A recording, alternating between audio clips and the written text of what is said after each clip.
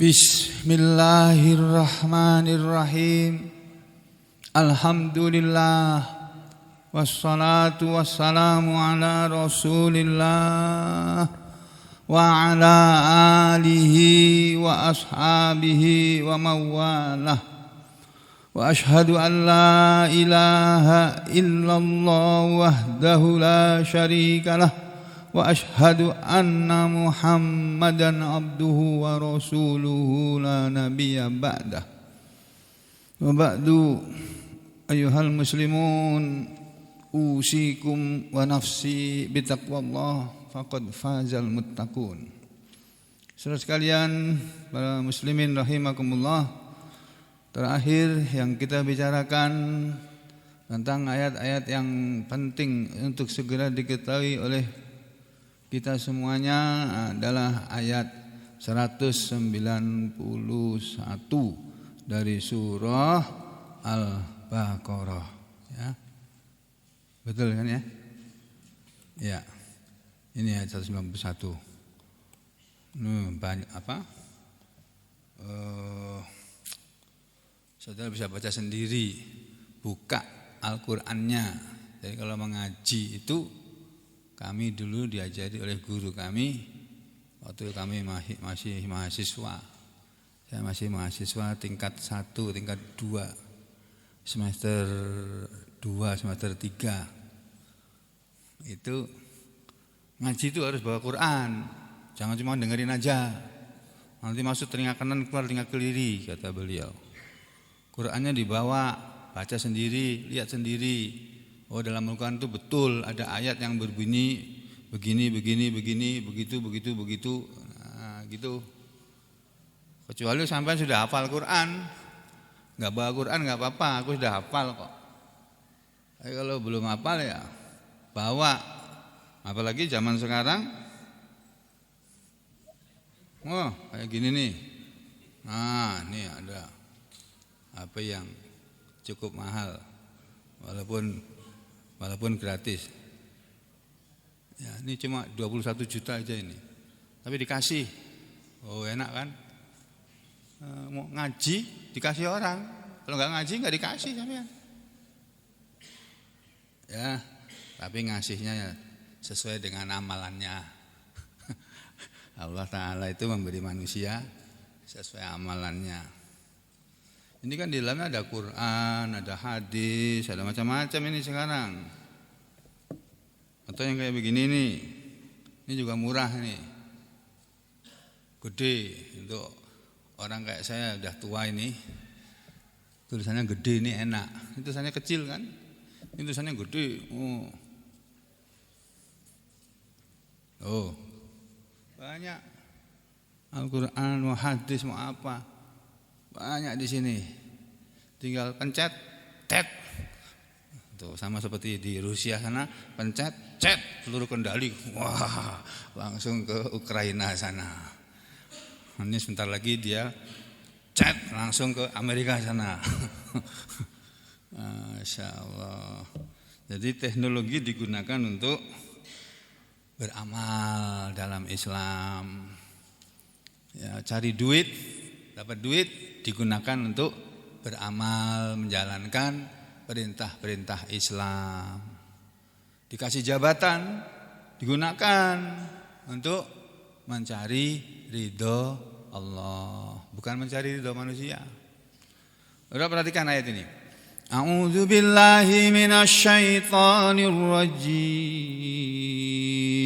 Wa qatuluhum haitsu saqiftumuhum wa akhrijuhum min haitsu akhrajukum wal fitnatu ashaddu minal qatl wa la tuqatiluhum indal masjidil harami hatta yuqatilukum fihi fa in qataluukum faqtuluhum kadzalika jazaa'ul kafirin.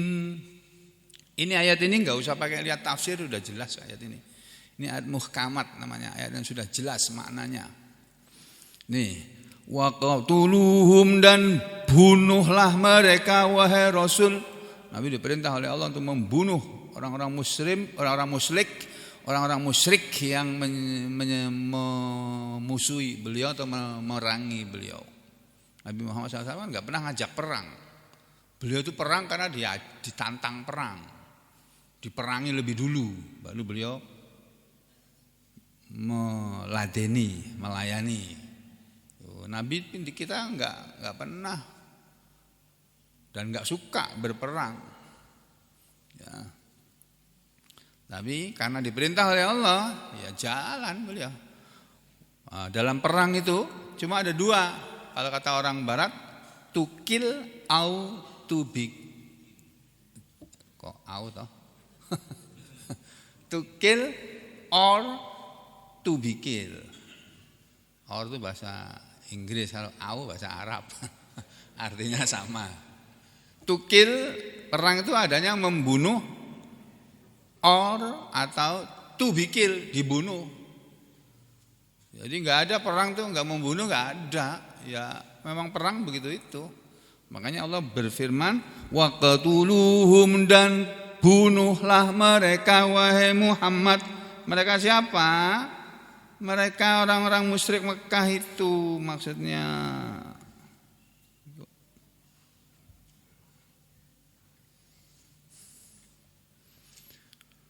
Pada waktu itu bunuhlah mereka wahai Muhammad haitsu, di mana saja, saqiftumuhum, kalian mendapatkan mereka. Ketemu di pasar bunuh, ketemu di toko bunuh, ketemu di jalan bunuh itu. Wa akhrijukum, dan usirlah mereka. Jadi Nabi diperintah untuk mengusir orang-orang kafir nih kalau perlu, kalau enggak mau taat kepada Allah dan Rasulnya.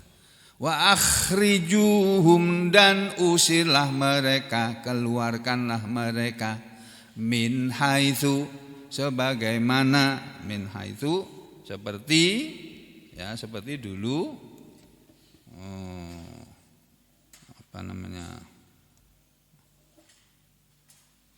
seperti dulu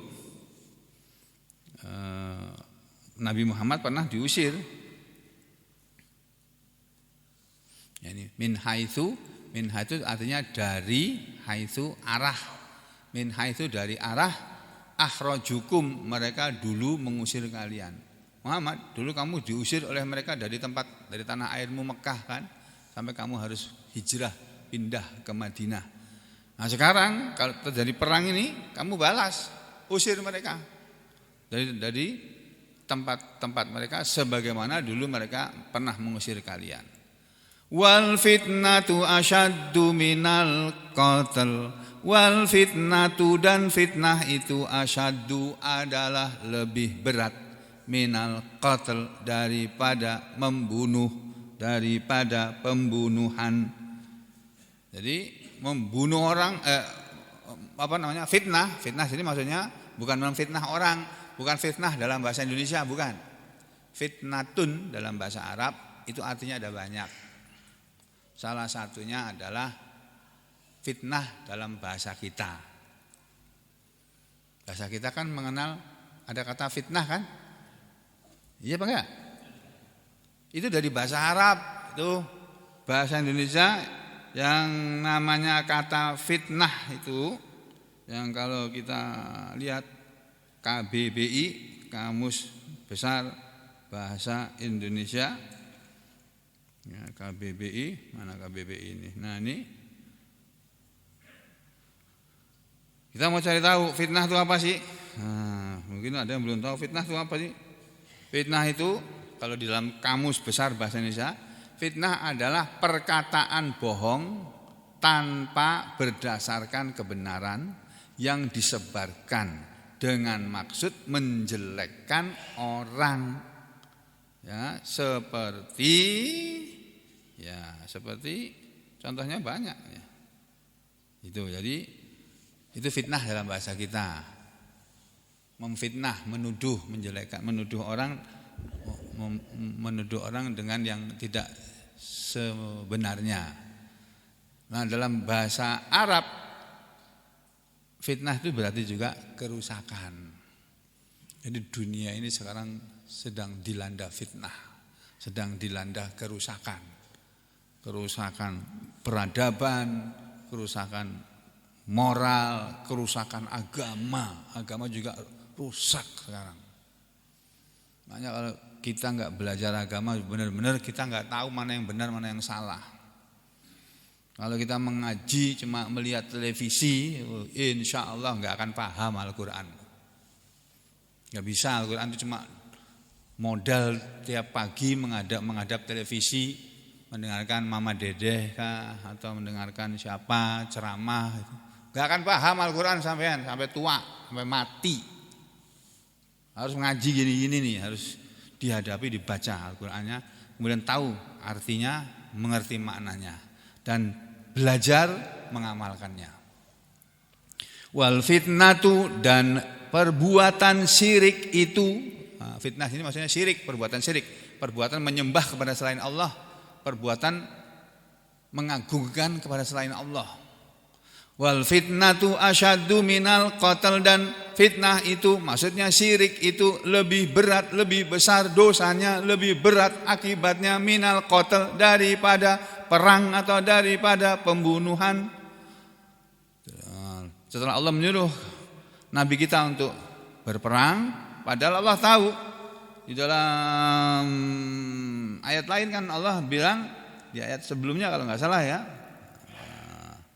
asa an takrahu syai'a, itu tuh di ayat berapa tuh Mas Qayyim?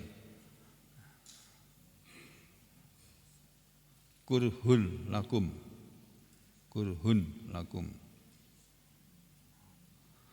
ayat 200. Oh, di belakangnya ini ayat 191. Jadi Allah berfirman menyuruh kepada Nabi kita perang lebih dulu. Perang kamu Muhammad, mulai sekarang. Kalau dulu kamu gak boleh perang, dulu waktu di Mekah kamu gak boleh melayani mereka untuk perang, jangan perang, gak boleh.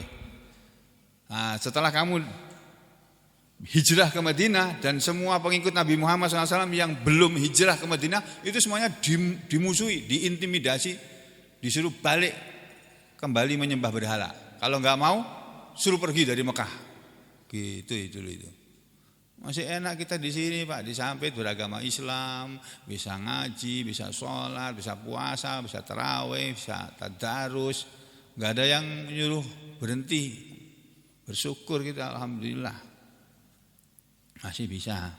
Zaman dulu zaman Nabi dulu waktu di Mekah, waktu Nabi kita masih di Mekah itu masuk Islam aja mereka takut itu, sembunyi-sembunyi.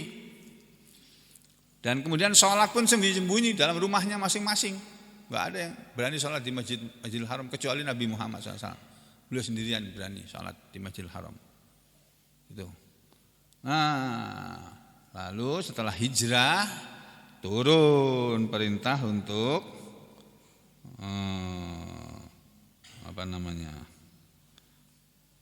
perang. Ya. Kemudian dalam perang bunuhlah mereka di mana saja mereka berada, dan usirlah mereka dari tempat tinggal mereka sebagaimana mereka dulu mengusir kamu Muhammad. Wal fitnatu asyaddu minal qatl. Kenapa Allah menyuruh perang? Kenapa sih agama Islam itu menyuruh perang? Loh, apa perlunya? Perlunya perang itu diterangkan di sini. Wal fitnatu, dan kesyirikan yang diperangi oleh Nabi Muhammad SAW itu kesyirikannya. Sebetulnya bukan orangnya. Perbuatan mereka menyembah patung, menyembah berhala itu perbuatan syirik. Itu perbuatan dosa besar yang tidak terampuni. Semua dosa besar itu bisa diampuni kecuali syirik. Jadi kalau orangnya enggak bertobat, enggak berhenti dari perbuatan syirik, dia dosa besar terus tuh. Ya. Wal fitnatu, dan kesyirikan itu asyaddu minal qatl, lebih besar, lebih berat daripada pembunuhan. Lebih baik kamu perang Muhammad supaya jangan ada orang menyembah berhala lagi. Tuh, dulu, kalau sekarang nih masih banyak orang menyembah berhala ini. Cuma kita enggak boleh merangi mereka lah. Enggak ada yang menyuruh kita, dan kita enggak berhak untuk itu, enggak berhak. Ini salah satu ayat Al-Quran yang kita semua seluruh Indonesia bahkan seluruh dunia belum melaksanakan perintah ini. Sekarang terjadi perang Rusia sama Ukraina, itu bukan perang yang diperintahkan dalam Al-Quran itu. Perang Irak lawan Amerika, itu juga sama itu. Perang Iran lawan Irak juga sama saja itu. Jadi perang yang diperintahkan dalam Al-Quran ini belum pernah dilaksanakan semenjak Nabi Muhammad SAW wafat dan diteruskan oleh beberapa khalifah di belakangnya. Sampai kemudian Islam berjaya masuk ke semua benua. Dia berasal dari benua Asia, dari Arab, Saudi, menyebar sampai ke benua Eropa, Eropa Timur, Eropa Barat, ya, sampai Spanyol segala itu. Kemudian ke Eropa Timur, masuk juga ke Rusia, bahkan sampai ke Cina. Masuk itu dakwah Islam, bahkan sampai ke Afrika, kemudian masuk juga ke Indonesia. Ajaran Islam itu dibawa oleh para wali songo itu. Nah, saudara sekalian, perbuatan syirik itu lebih berat daripada membunuh. Lalu Allah bilang di belakangnya, wala tuqatiluhum, dan janganlah kalian memerangi mereka indal masjidil haram, di Masjidil Haram. Kalau mereka sedang berada di Masjidil Haram, kamu jangan perang dengan mereka di sana, Muhammad. Perangnya jangan di Masjidil Haram, jangan di luar sana. Di mana saja mereka berada, tapi jangan di Masjidil Haram. Itu. Hatta, sampai, kamu jangan memerangi mereka ketika mereka berada di Masjidil Haram, sampai yuqatilu, mereka memerangi kum, kalian, wahai muslimin, wahai Nabi dan umatnya. Sampai orang-orang musyrik Mekah memerangi kamu di sana, ya, hatta yuqatilukum fi, sampai mereka memerangi kalian di dalamnya, di sana, di Masjidil Haram. Terus kata Allah selanjutnya, fa in qatalukum, fa in, maka jika qatalu, mereka memerangi kum, kalian di Masjidil Haram, faqatuluhum, maka bunuhlah mereka. Walaupun di Masjidil Haram kamu boleh membunuh musuhmu Muhammad kalau kamu di sana diperangi. Tapi kalau di sana enggak diperangi, jangan. Tunggu dia keluar dari Masjidil Haram dulu, baru dibunuh di luar sana. Paham ini Pak ya? Ini enggak usah pakai tafsir, sudah jelas nih. Sampai buka tafsir apa aja, pengertiannya seperti itu. Ya. Kadzalika jazaul kafirin. Kadzalika, demikianlah, begitulah jaza'u, balasan al-kafirin, orang-orang kafir. Balasan terhadap orang-orang kafir ya diperangi. Orang kafir itu harus diperangi. Cuma Bapak Ibu saudara-saudara sekalian, ayat ini tidak bisa kita kerjakan, kita amalkan sekarang. Kenapa? Karena kita enggak punya pemimpin. Pak Presiden Jokowi itu bukan pemimpin kita, itu pemimpin negara Republik Indonesia yang kita termasuk di dalamnya, dalam wilayah NKRI itu, sebagai warga negara kesatuan Indonesia yang beragama atau memeluk agama Islam. Lah yang boleh menyuruh kita perang itu pemimpin muslimin. Kita tidak punya itu. Ketua PBNU itu bukan pemimpin muslimin, itu pimpinan NU. Ketua PP Muhammadiyah itu bukan pimpinan muslimin. Itu pimpinan Ormas Muhammadiyah. Apalagi? Loh, itu ada NII, sekarang katanya lagi muncul lagi, bangkit lagi. Masa bodoh teang. Kamu NII bukan urusan kita itu. Kita tidak disuruh memperjuangkan NII. Enggak ada perintah dalam agama Islam untuk memperjuangkan NII, enggak ada. Yang diperintahkan itu memperjuangkan Islam. Islam kita perjuangkan, kita pertahankan sebagai agama kita dan kita tawarkan kepada orang lain untuk memeluknya, tapi tidak dengan memaksa. Ya. Nah, kalau dengan kita berdakwah kemudian diperangi, nah itu kita baru perang. Tapi sekali lagi perang itu ada aturannya, tidak bisa sembarangan. NII atau ISIS itu nggak ada hak untuk berperang melawan Amerika dan lain, nggak ada itu. Orang Islam itu seluruh dunia itu nggak ada pemimpinnya kok. Harusnya itu kita tuh punya pemimpin tertinggi untuk seluruh dunia, antar negara harusnya. Tapi sampai hari ini nggak ada itu. Karena memang oleh negara barat, oleh orang-orang barat itu dihalangi, jangan sampai ada. Makanya ketika akan ada kebangkitan Islam di Indonesia, orang-orang barat dipimpin oleh Amerika dengan sekutunya itu pasti akan menghalangi itu terjadi. Pasti itu sudah. Jadi kalau sampean tidak bicara tentang Islam, ya sampean dibebaskan.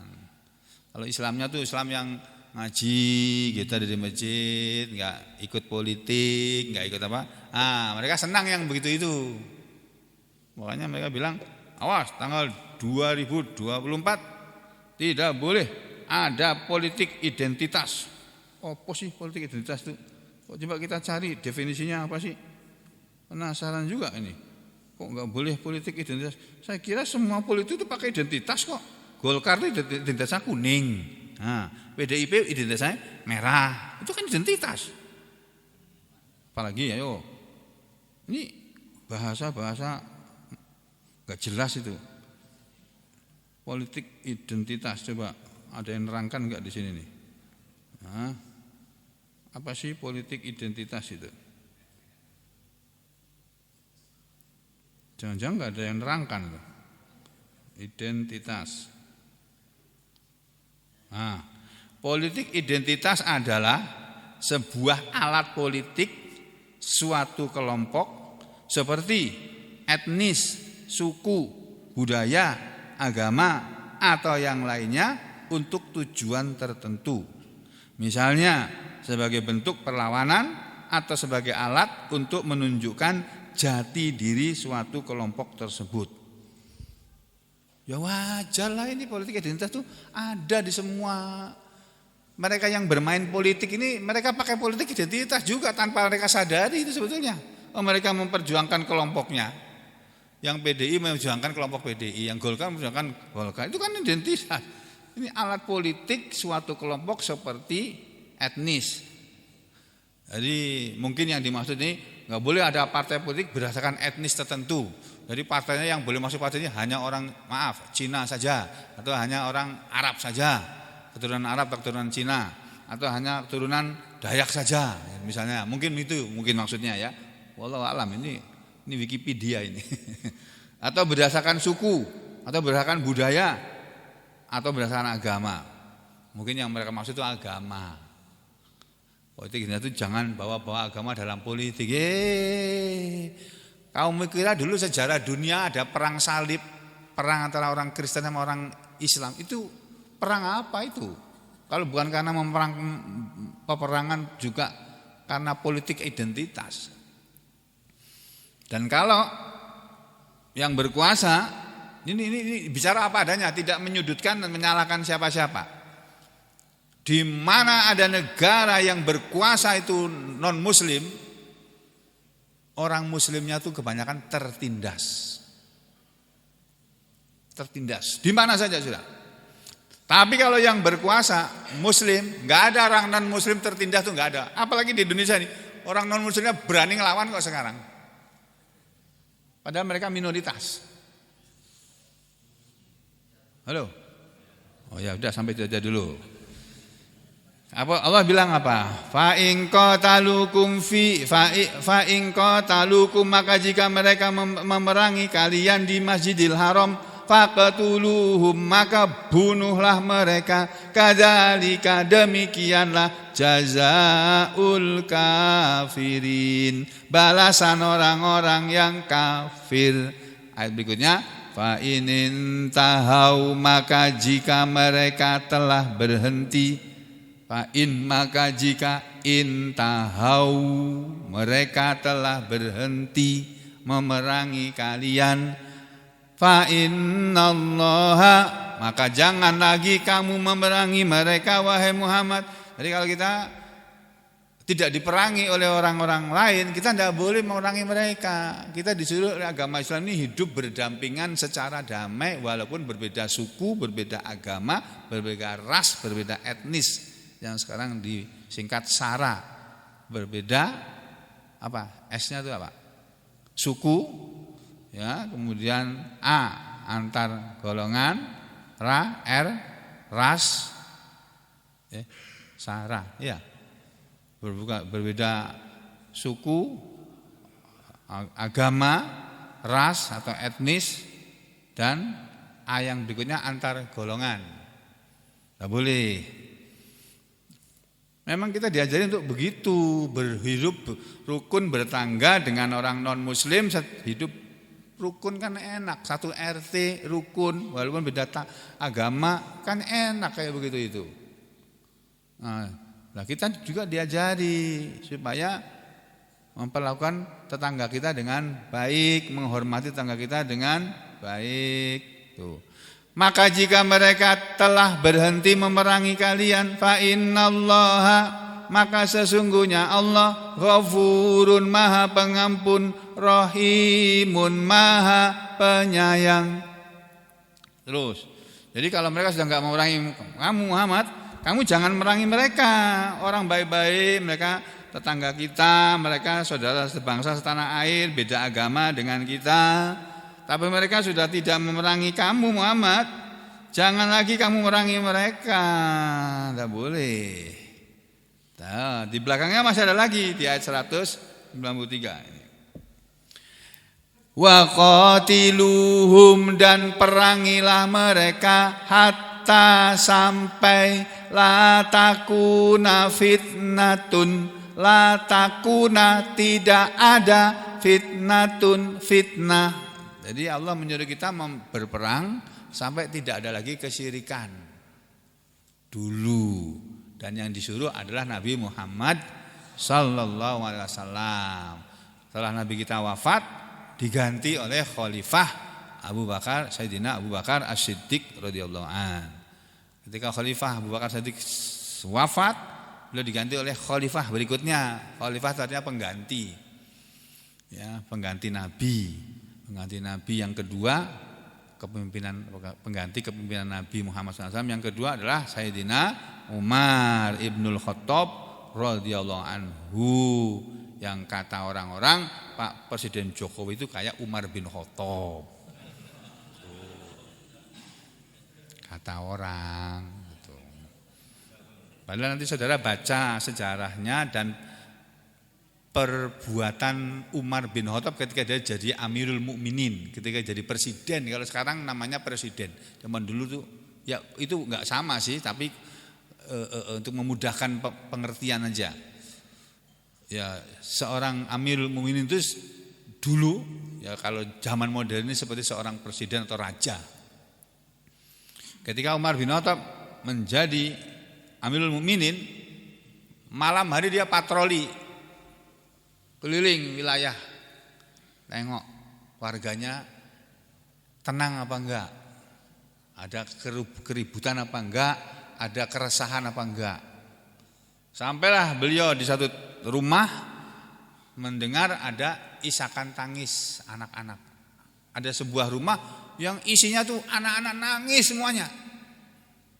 Lalu Umar melihat dari luar, tidak mengintip. Kalau mengintip gini kan, nah enggak, beliau melihat dari rumahnya orang miskin itu kan enggak seperti rumahnya orang kaya. Rumahnya orang kaya itu masuk aja kena pagar tembok gitu, susah, kita mau lompat enggak bisa. Lompat kena pasal pidana lagi. Ya kan? Kalau rumah orang miskin enggak pakai pagar, mungkin pintu pun enggak ada itu. Ternyata ada seorang ibu janda dengan beberapa anaknya yang menangis minta makan. Ibunya sedang seperti memasak di tungku yang ada periuknya gitu, memasak. Sabar ya, sabar, tunggu dulu, ini kira-kira bahasa kita gitu. Sabar nak ya, tunggu nih ibu lagi masak ya, jangan nangis, jangan nangis. Umar perhatiin terus saja. Sampai akhirnya itu anak-anak semua tertidur. Umar nungguin di situ. Nah, anak udah tidur, ibunya selesai, berhenti masak dia. Dipanggil, hei kamu sini. Kamu itu masak apa tadi? Kok sampai anakmu tidur kok enggak? Kamu kasih makan, kasihan. Itu dikasih tahu. Setelah diberitahu oleh ajudannya bahwa ini Amirul Mukminin. Tadinya si ibu tadi enggak tahu kalau itu presidennya, itu enggak tahu dia. Karena dia berpakaian enggak seperti presiden. Setelah diberitahu, ya Umar, saya enggak punya anak, enggak punya makanan, lapar, anak-anak saya lapar karena saya enggak punya makanan. Lah ya kamu masak tuh apa tadi? Saya masak batu. Jadi batu dimasukkan ke periuk, Pak. Ya enggak masak-masak, Pak. Sampai tertidur. Nah, ini yang tidur siapa ini? Enggak masak itu batu itu, enggak jadi makanan. Nah, akhirnya Umar terpukul beliau itu. Kamu enggak punya makanan, sehari-hari kamu begini nih. Iya ya Umar. Langsung Pak. Malam itu juga Umar pulang ke tempatnya, dia sama ajudannya, dia pikul gandum, 1 pikul. Kira-kira ya kalau gandum itu, kalau sekarang kan ada yang 20 kilo, ada 30 kilo ya. Yang jualan tepung-tepung tuh Pak Subli, berapa Pak? Berapaan itu Pak? Hah? 25 kilo, lumayan berat loh Pak. Ini Umar bin Khattab Pak, memikul Pak. Ajudannya bilang, Umar biar saya yang pikul. Enggak boleh kamu, ini kesalahan Umar. Sampai punya rakyatnya enggak bisa makan. Dipikul itu makanannya. Ke sana Pak, diantar. Bukan dilempar gini kayak orang sana itu. Ada orang sana itu suka ngasih dilempar. Itu orang sana. Sana mana ya? Ya itu. Ngasihnya bukan tapi di ini. Nah, gitu loh Pak. Ya. Nah, kita kembali sini Pak ya. Jadi Umar bin Khattab itu bawa sendiri Pak. Begitu pemimpin itu memperhatikan rakyatnya. Rakyatnya ada yang kelaparan apa enggak, diurusi. Jangan sampai ada rakyat yang mati kelaparan. Ya, udah. Kembali ke sini. Wa qatiluhum, dan perangilah mereka hatta la takuna fitnah, sampai tidak ada lagi fitnah, kesyirikan. Wa yakuna dinu lillah, dan wa yakuna, ini wawu di sini wawu ataf ini. Wa kembalinya ke yang di belakangnya. Yang di belakangnya ini apa? Ada takuna kan? La takuna. Ada la takuna. Di sini wa yakuna, berarti wawu ini wawunya atafnya ke sini. Hatta wa qatiluhum, dan perangilah mereka wahai Muhammad, hatta sampai kapan mereka diperangi? Sampai la takuna fitnah, tidak ada lagi fitnah. Wa yakuna dan la yakuna, sampai tidak ada. Wala yakuna itu, wa yakuna maksudnya wala yakuna, dan sampai tidak ada, dan sampai adalah ad-dinu, agama ini, enggak pakai la ya. Wa yakuna, dan sampai, dari sini, dari atofnya ke hatta ini. Hatta la takuna fitnah, wa hatta, dan sampai yakuna, jadilah ad-dinu, agama itu lillahi, hanya untuk Allah. Perangilah orang-orang musyrik itu sampai tidak ada lagi orang menyembah selain Tuhan Allah. Dan agama dan semua peribadahan itu hanya ditujukan kepada Allah. Wa yakuna dinu, dan sampai ketaatan itu lillahi, hanya kepada Allah saja. Jadi kita ini disuruh taat tuh hanya kepada Allah saja. Kita taat kepada Rasul karena Allah yang menyuruh kita taat kepada Rasul. Kita taat kepada ibu bapak karena Allah yang menyuruh kita taat kepada ibu bapak. Kita taat kepada pemimpin kita Karena Allah yang menyuruh kita taat kepada pemimpin. Itu ya. Fa inin tahau, maka jika mereka berhenti, sama dengan sini fa inin tahau, maka jika mereka berhenti memerangi kalian, fala udwana, maka tidak ada lagi permusuhan, tidak ada lagi peperangan dan tidak ada lagi permusuhan, illa kecuali ala zalimin, terhadap orang-orang yang zalim. Jadi kalau sudah semua orang menyembah Allah, nggak boleh ada perang lagi, ya, kecuali memerangi orang-orang yang zalim. Yang zalim tetap masih boleh diperangi, ya, karena kezalimannya. Nah, saudara, setelah Allah bicara tentang perang sampai ayat 193, di belakangnya ini Allah bicara tentang permasalahan lain, masalah perang tapi berhubungan dengan Syahrul Haram, ya, bulan-bulan haram. Sampai ayat 194. Ini kita lewati. Di belakangnya ayat 195. Wa anfiqu fi sabilillahi wa la tulqu bi aidikum ila tahlukah wa ahsinu innallaha yuhibbul muhsinin. Wa anfiqu, dan infaklah kalian wahai muslimin, wahai orang-orang beriman, fi sabilillah, di jalan Allah. Keluarkanlah harta kamu di jalan Allah, infakkanlah, belanjakanlah harta kamu di jalan Allah. Maksudnya perintah mengeluarkan harta untuk kepentingan ketaatan kepada Allah. Itu namanya fi sabilillah. Terus wala tulku bi aidikum, wala, dan janganlah tulku kalian mencampakkan, bi aidikum, tangan-tangan kalian, maksudnya diri-diri kalian, disebut tangan tapi maksudnya orangnya. Wala tulku bi aidikum, dan janganlah kalian mencampakkan diri-diri kalian ila tahlukah, kepada kebinasaan. Dulu di antara para sahabat ada yang salah memahami ayat ini. Ketika Rasulullah SAW perang bersama para sahabat, ada salah seorang sahabat tiba-tiba tanpa diperintah dia langsung lari menuju ke musuh sendirian lagi. Kawan-kawannya belum memulai siap-siap mau perang, dia sendiri keluar. Musuhnya ribuan, ratusan, ya, mati dia sendirian kok. Terus komentar salah satu di antara para sahabat Nabi bilang, itu orang itu sudah membinasakan dirinya ke dalam kebinasaan itu. Sesuai dengan firman Allah ini. Padahal Allah berfirman, wala tulku bi aidikum ila tahlukah, dan janganlah kalian mencampakkan diri-diri kalian ke dalam kebinasaan. Nah, ketika ada orang ngomong begitu, itu orang itu udah mencampakkan dirinya ke dalam kebinasaan itu, padahal Allah melarang. Langsung ditegur oleh sahabat yang lain atau oleh Nabi Muhammad SAW. Kamu salah itu, betul itu. Dia mati itu bukan mencampakkan dirinya di dalam kebinasaan. Bukan itu yang dimaksudkan oleh ayat ini. Ayat ini bunyinya, dan janganlah kalian mencampakkan diri-diri kalian kepada kebinasaan. Itu maksudnya jangan kalian tidak mau infak.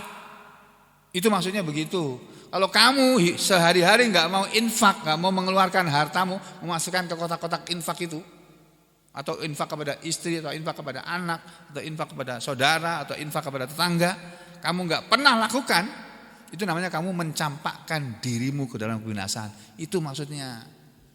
Nah, gitu. Karena ayat ini berhubungan dengan perang lagi tadi yang di depannya ini. Terus Allah bilang, wa ahsinu, dan berbuat ihsanlah kalian, berbuat baiklah kalian. Innallaha yuhibbul muhsinin. Innallaha, sesungguhnya Allah itu yuhibbu, mencintai, selalu mencintai, al-muhsinin, orang-orang yang ihsan, orang-orang yang berbuat ihsan. Orang yang berbuat baik tanpa mengharap balasan, itu orang yang berbuat ihsan. Dia menolong orang tanpa mengharap imbalan. dikasih diterima, tidak nggak apa-apa. Itu orang ihsan. Ya. Jadi kita diajari oleh Nabi bahwa tingkatan iman seseorang itu paling rendah dia adalah muslim. Seorang muslim itu tingkatan imannya paling rendah. Di atasnya muslim, muhsin. Nih, di atasnya. Jadi orang muhsin itu lebih baik daripada orang muslim. Di atasnya muhsin apa? Oh, mukmin dulu, pinter sampean. Alhamdulillah. Jazakumullah khairan diingatkan. Tingkatan orang Islam yang paling rendah disebut muslim. Makanya orang muslim itu ada yang sholat, ada yang enggak sholat. Ya toh? Ada yang puasa, ada yang enggak puasa. Ada yang sholat tarawih, ada yang enggak sholat tarawih. Selama Ramadan, bukan cuma sekali dua kali. Selama Ramadan, selama hidupnya dia enggak pernah sholat tarawih. Ada loh orang muslim kayak gitu tuh. Pernah ketemu enggak sampean? Oh banyak. Oh banyak lah. Oh, aku kira enggak pernah ketemu pian. Jadi selama hidupnya tuh enggak pernah ikut salat tarawih. Nah, ini muslim. Yang kedua, mukmin, orang beriman. Nah, ini lebih baik daripada muslim. Orang mukmin pasti muslim dia. Tapi orang muslim belum tentu mukmin. Yang ketiga, tingkatan yang ketiga, muhsin. Ini tingkatan yang paling tinggi ini, muhsin.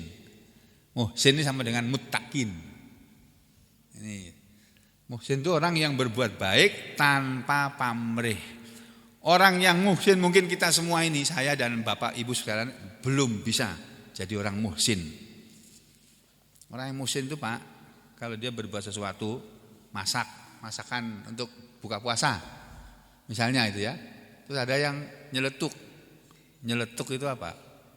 Komen. Wah, masakannya kada enak. Asin sekali. Ada. Atau kada enak. Pokoknya menunjukkan ketidaksenangan itu. Terus yang masak dengar. Marah-marah dia. Kamu ini tinggal makan aja komen-komen. Nah, ini si ibu yang tukang masak tadi itu belum muhsin dia. Sulit kan jadi orang muhsin?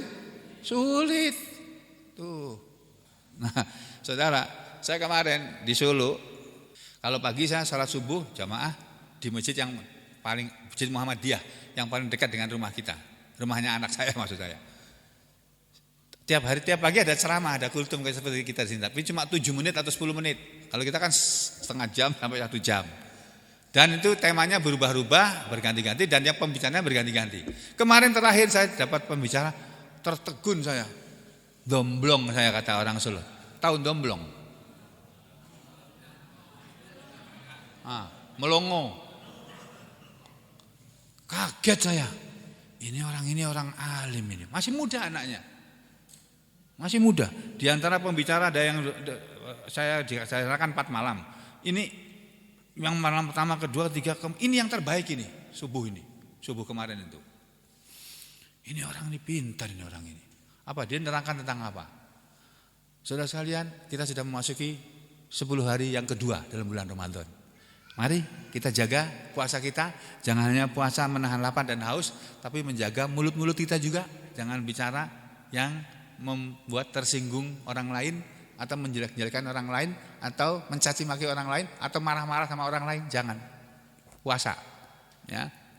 Menahan mulut juga dari bicara yang tidak pantas. Terus yang ketiga, ini bulan Ramadan, menurut Nabi, syahrul Ramadan, syahrus sobri, betul ya? Bulan Ramadan adalah bulan kesabaran, betul? Ada hadisnya kan? Bulan Ramadan adalah bulan kesabaran. Jadi saudara sekalian, kita dilatih selama bulan Ramadan untuk menjadi orang yang sabar. Saudara tahu apa yang namanya orang sabar? Sabar itu ada 3 kata Rasulullah.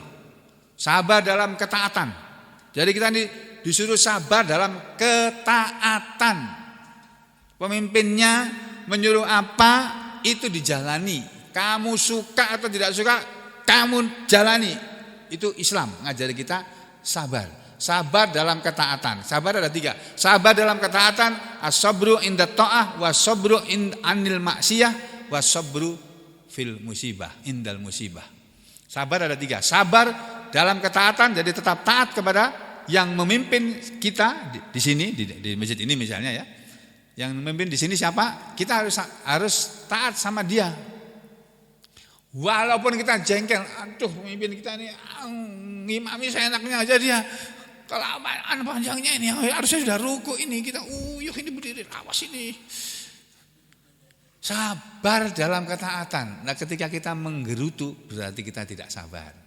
Walaupun saya sudah mengingatkan kepada para imam, tolong ya, karena Ramadan ini biasanya banyak dari orang luar yang tidak biasa ke sini datang ke sini, akhirnya dikurangi panjangnya pada waktu tarawih. Kalau sholat subuh seperti biasa nggak apa-apa, tapi sholat tarawih tolong dikurangi dari yang biasa panjang tabarakalladzi biyadihil mulku jadi wadduha saja gitu. Yang biasanya apalagi ya ayyuhal muzammil jadi inna ataina gitu. Kan nggak apa-apa, itu Quran itu. Nah, sampean kalau sholat tarawih kan ada pemimpinnya, imam.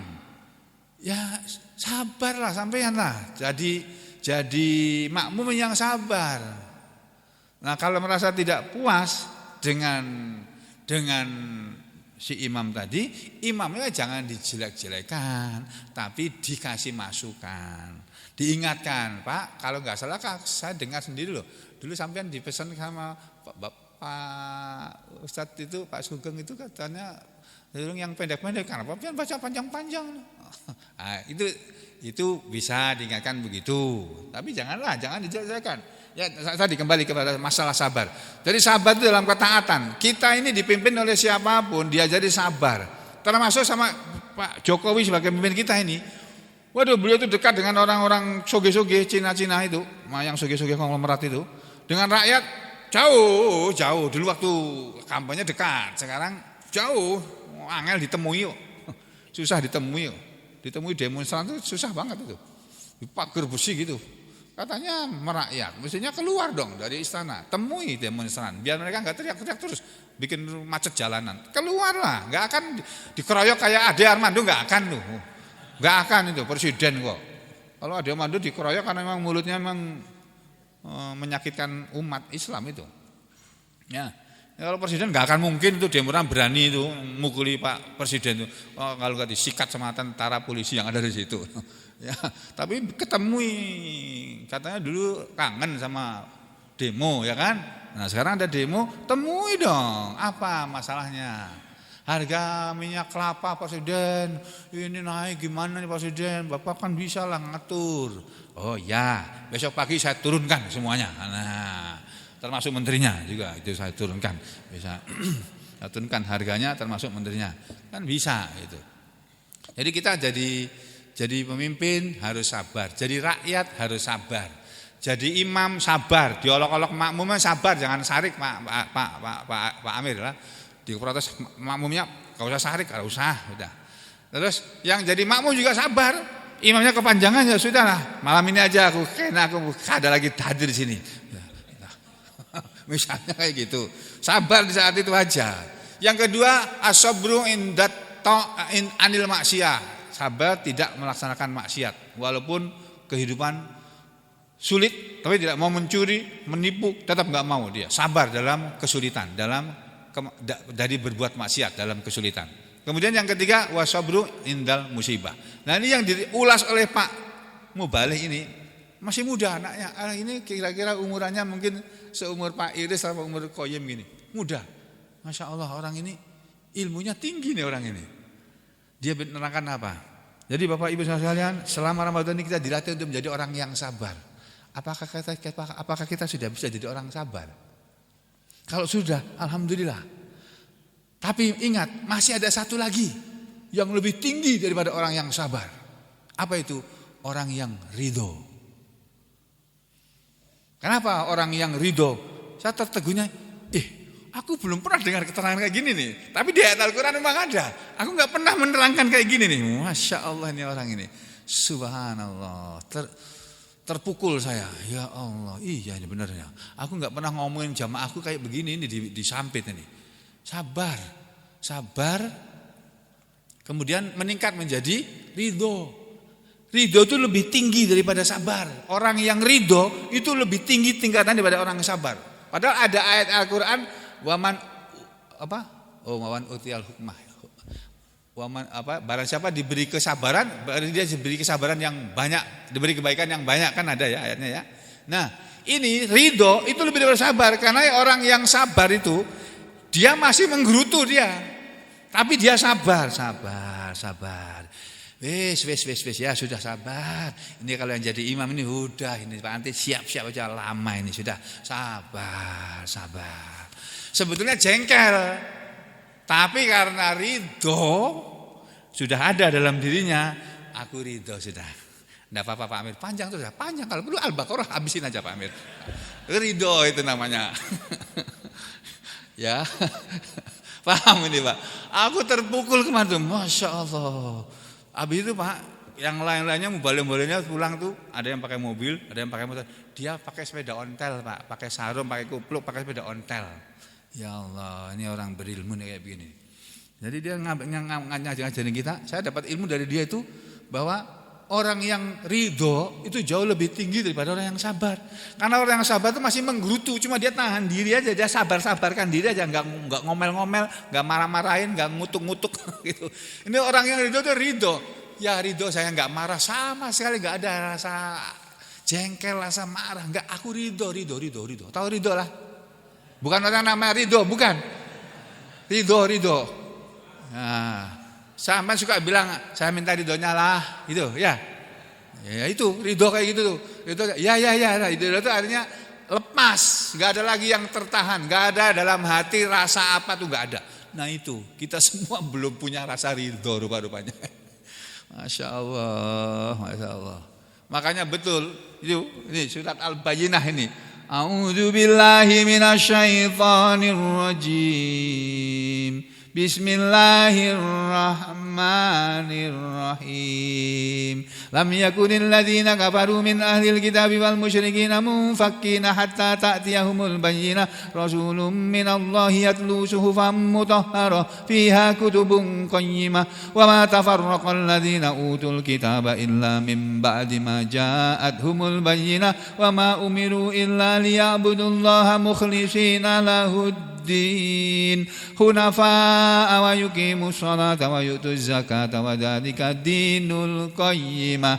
Innal ladzina kafaru min ahlil kitabi wal musyrikina fi nari jahannam khalidina fiha ulaika hum syarrul bariyah. Innal ladzina amanu, ini loh Pak, perhatikan. Innal ladzina amanu wa amilus sholihat. Sesungguhnya orang-orang yang mereka telah beriman, sudah beriman, wa amilu, dan mereka sudah beramal as-solihat, yang baik-baik, yang soleh-soleh. Ulaika, mereka itu, hum, mereka lah khairul bariyah, sebaik-baik makhluk. Untuk orang beriman dan beramal soleh, apa kata Allah? Jazaa'uhum 'inda rabbihim jannatu 'adn. Balasan mereka di hadapan Allah Tuhan mereka, Rabb mereka adalah jannatu 'adn, surga yang kekal, yang tajri min tahtihal anhar, mengalir dari bawahnya sungai-sungai, khalidina fiha abada. Mereka orang-orang yang kekal di dalam surga selama-lamanya. Apa kata Allah di belakangnya?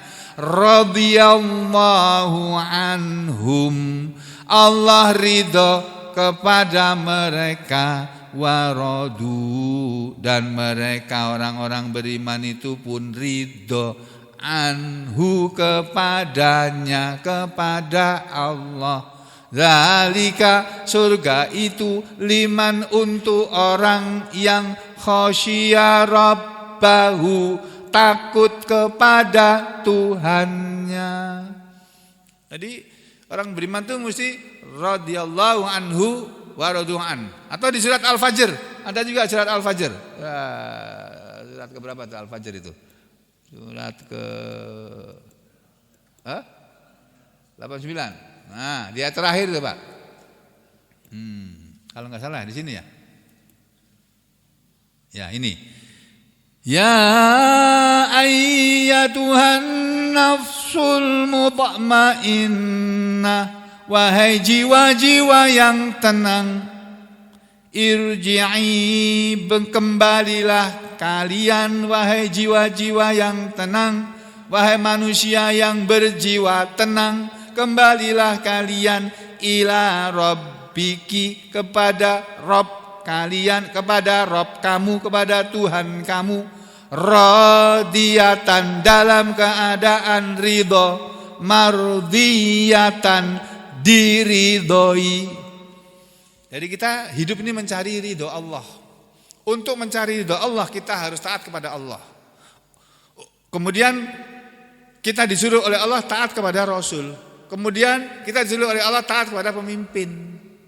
Pemimpin kita menjengkelkan, sekalipun pemimpin kita menjengkelkan, kita disuruh oleh Allah, kamu harus ridho kepada pemimpinmu. Dalam hadis dikatakan apa? Atiul amir, taatlah kalian kepada pemimpin. Amir bukan Pak Amir. Taatlah kalian kepada pemimpin kamu. Wa in ukhidha maluka wa duriba dohruka. Meskipun harta kamu diambil oleh pemimpin tadi, wa duriba dohruka, dan meskipun dipukul punggungmu. Ini kita belum sampai diambil hartanya, belum sampai dipukul punggungnya sudah enggak taat. Ya Allah, ya Rahman. Padahal Islam mengajari kita taat kepada pemimpin kita walaupun harta kita diambil sama dia. Enak aja nih pemimpinku ini ya. Aku cari duit susah-susah, dia ngambilin. Habis itu kalau enggak diambil aku dipukul punggungnya. Kata Nabi, walaupun wa in ukhidha maluka wa duriba dhahruka fasma wa ati, kamu tetap harus mendengar apa kata pemimpinmu dan kamu harus taat kepada pemimpinmu. Itu Islam itu ngajari seperti itu. Tapi pemimpin yang disuruh kita untuk seperti itu bukan sembarang pemimpin, bukan semua pemimpin, tapi pemimpin yang kayak Nabi Muhammad SAW, kayak Abu Bakar, kayak Umar bin Khattab, kayak Utsman bin Ali, kayak Utsman bin Affan, kayak Ali bin Abi Thalib, ya ngantuk saya, kayak Umar bin Abdul Aziz dan sebagainya. Orang-orang yang soleh, yang baik. Ya, kalau pemimpinnya belum soleh atau belum baik atau belum muhsin, ya sudah, mau nggak mau sabar, gitu. Ya, mudah-mudahan apa yang saya sampaikan ini bisa dipahami dan tidak menyinggung perasaan ibu bapak sekalian. Kalau menyinggung saya minta maaf, saya minta ridhonya, mumpung belum mati. Ya, dan semoga Allah selalu meridhoi kita sampai akhir hayat kita masing-masing. Amin ya rabbal alamin. Wa aqulu qouli hadza astaghfirullah li wa lakum. Allahumma taqabbal minna innaka antas samiul alim wa tub alaina innaka antat tawwabur rahim. Wa sallallahu ala Muhammadin wa ala ali Muhammad walhamdulillahi rabbil alamin.